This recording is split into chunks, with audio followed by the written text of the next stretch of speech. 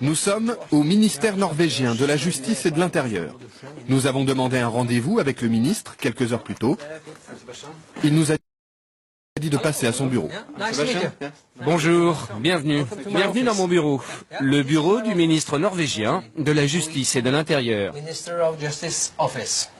Nommé il y a 2 ans, Knut Storberget n'a presque rien changé à la déco. J'ai juste apporté quelques photos de ma fille et aussi une œuvre d'art contemporain de mon autre fille.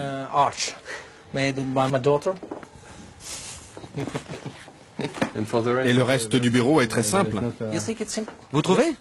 Oh, moi je trouve ça parfait. Ça vous suffit? Absolument. Je suis très fier de mon bureau. Parfois, le ministre finit sa journée un peu plus tôt que d'habitude. Et vous avez fini votre travail? Oui, j'arrête là. Et quelle heure est-il? Ne le dites pas au Premier ministre, mais il est 15h15. Il est temps d'aller chercher mes enfants à l'école et à la crèche. À 42 ans, Knut est l'un des ministres les plus importants du gouvernement. 20 000 fonctionnaires sous sa responsabilité. Allons-y. Pourtant, il s'en va seul, sans garde du corps. Un petit salut à la gardienne, en attendant sa voiture. Ou plutôt, l'une des voitures du gouvernement. Car le ministre n'a pas de chauffeur attitré. Il partage les véhicules de fonction avec ses 19 collègues des autres ministères. Partir de bonne heure, pour chercher ses enfants, ne dérange personne en Norvège. Hei, Marit! Hei! Kroppen. Skal du være med hjem? Ja? Ha det. La crèche et l'école de ses 2 filles sont à quelques pas de sa maison, dans un quartier résidentiel et tranquille d'Oslo. Comme Knut habitait déjà la capitale avant d'être nommé ministre, pas question pour lui d'avoir un appartement de fonction. Avec sa famille, il vit toujours dans cette petite maison mitoyenne. Et le grand plaisir du ministre, quand il rentre chez lui, c'est de préparer le dîner.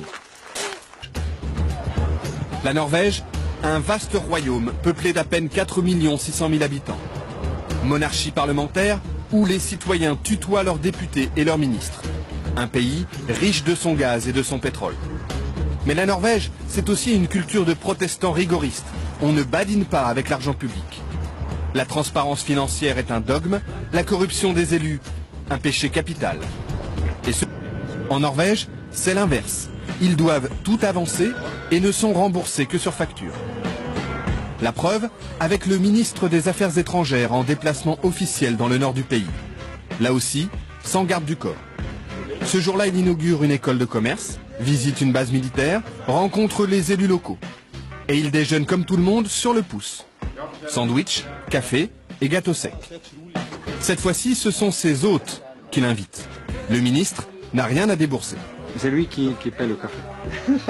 Mais d'habitude, il dispose d'un forfait très serré. 50 € pour 2 repas, 120 € la nuit d'hôtel.